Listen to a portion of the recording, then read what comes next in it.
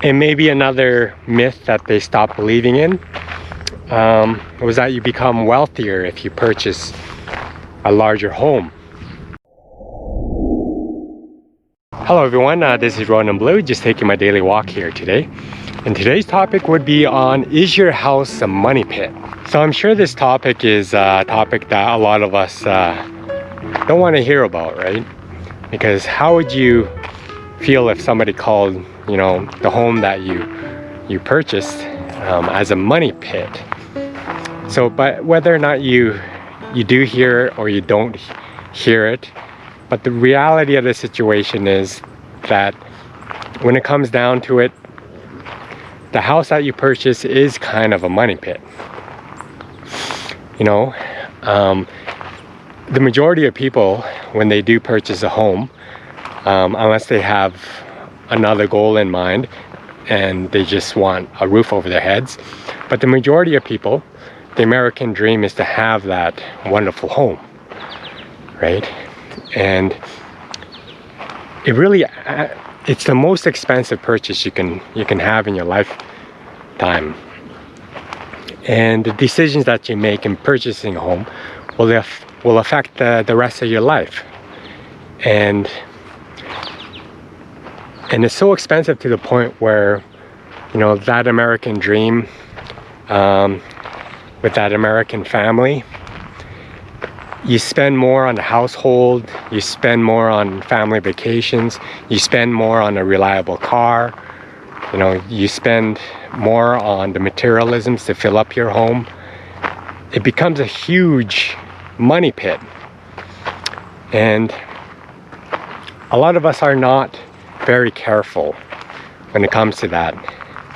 And experts actually say that you should only be spending around 20 to 25% of your income on the household, and spending above that is well above your means. And some of those mortgage lenders, they actually say that you can spend more than is calculated out as well. So you got to be careful for that, because some of those people have another intent, and that intent is for them to get a higher commission.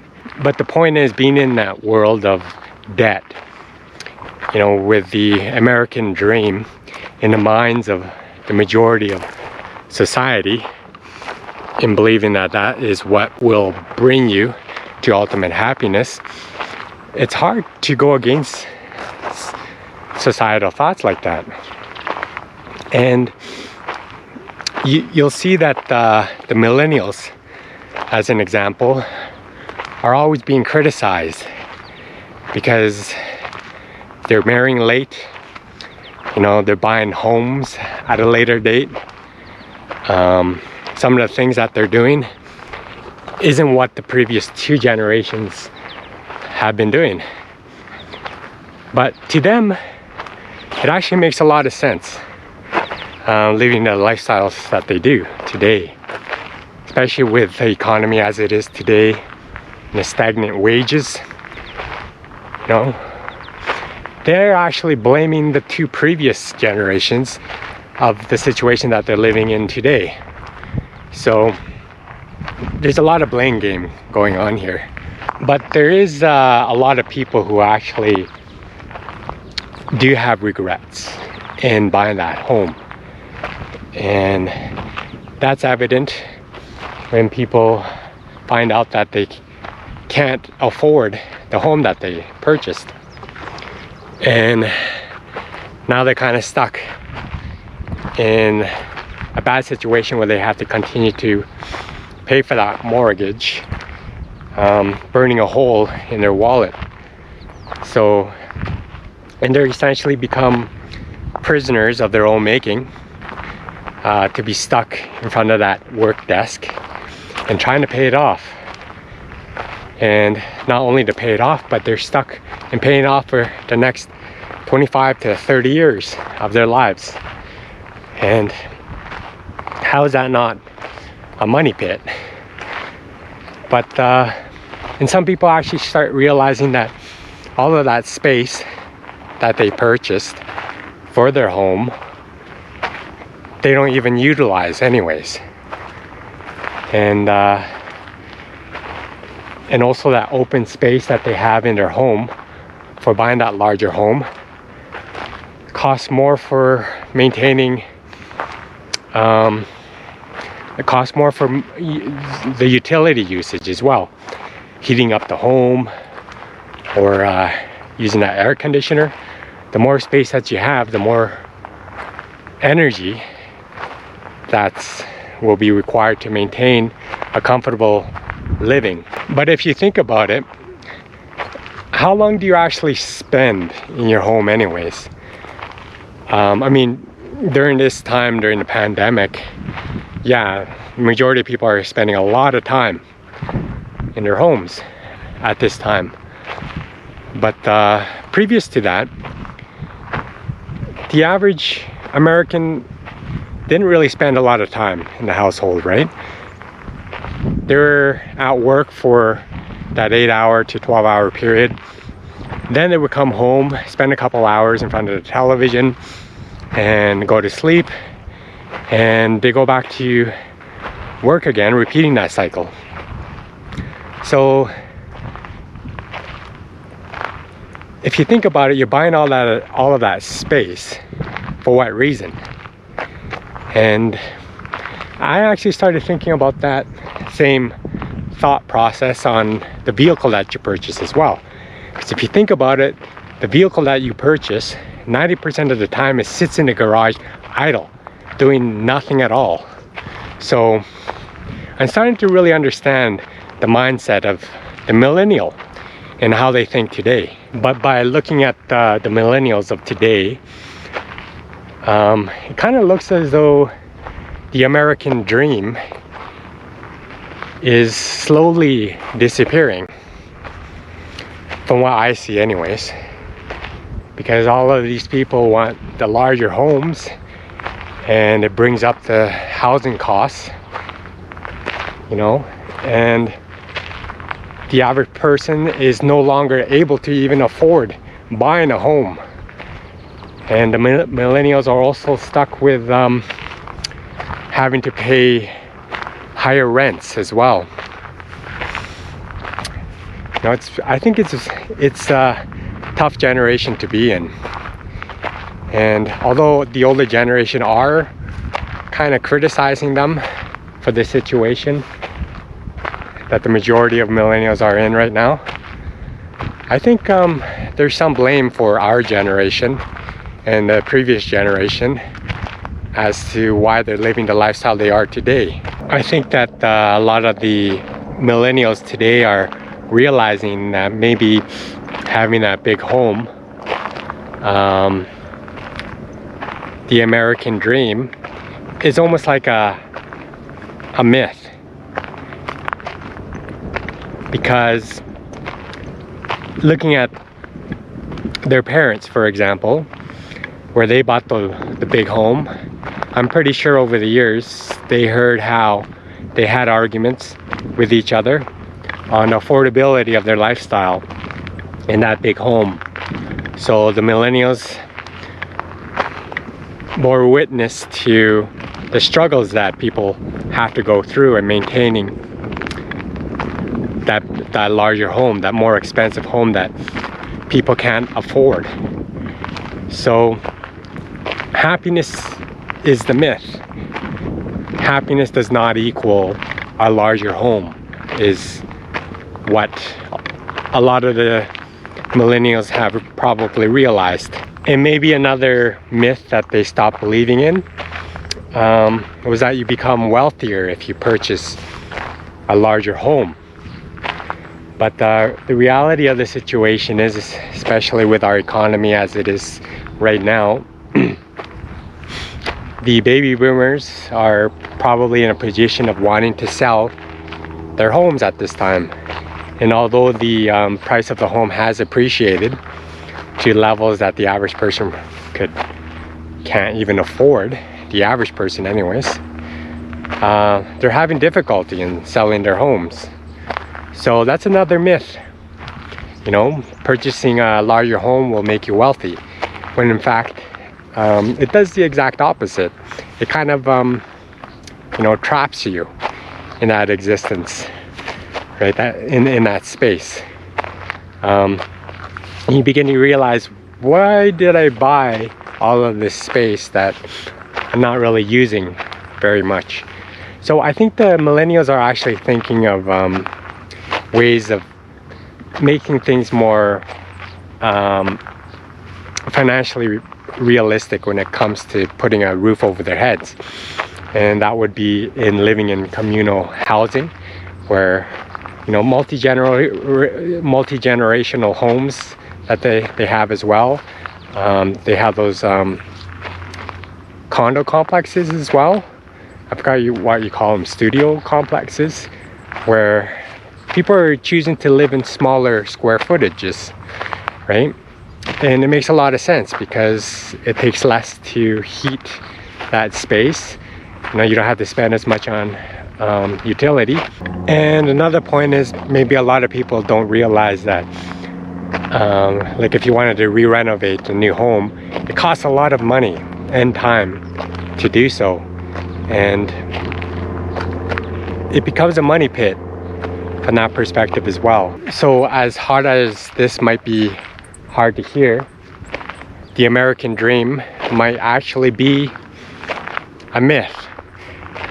Just that. You know, it's sad to hear. Maybe in previous generations it was a possibility, but nowadays, I don't know. I'm actually questioning it. But it wasn't really the path that we took anyways. And because we didn't take that path towards the American dream, we actually were able to reach financial independence instead, and save all of that extra money to invest and create some passive income stream, as well as residual income. So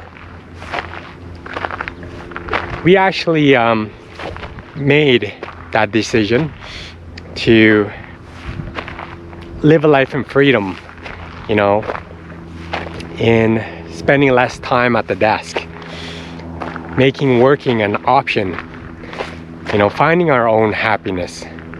Because essentially, when you're following the American dream, you're essentially following someone else's dream, right? That was a dream, the big house, the 2 cars, the materialism. That was a dream that somebody else had achieved, and perhaps they were happy. But that doesn't necessarily have to mean that that should be the standard across all of society.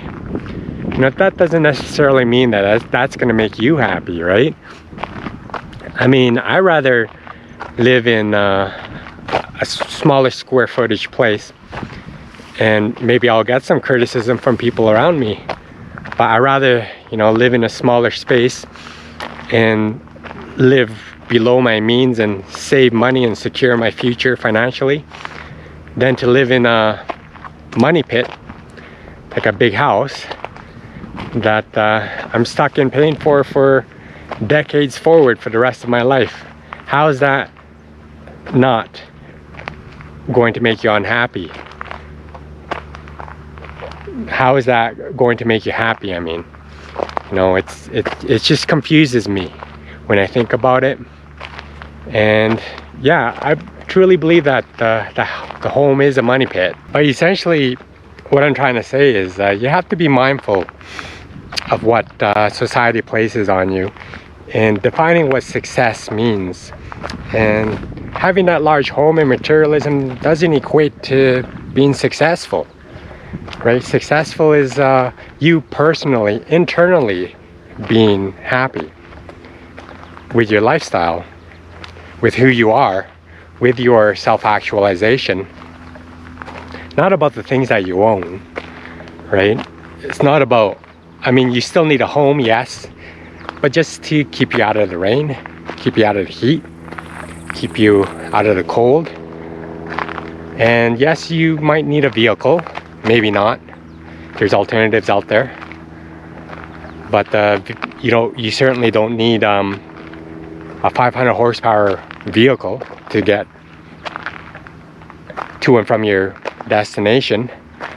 So if you think of those types of that mindset and really evaluate yourself as an individual, and there are certain things that are implanted in our minds, right? And it's really important to really evaluate those implants.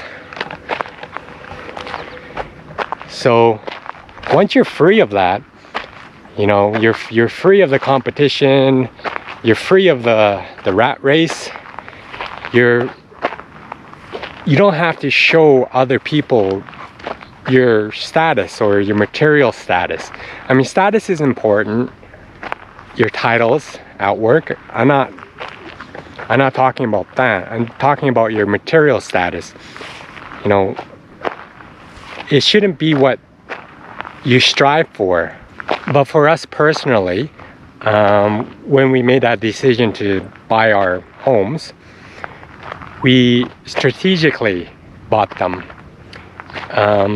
for the intent of renting them out one day. And that plan has become a reality. So we get our monthly income from our tenants, and we have no debts because we paid off those mortgages, and it's a great feeling.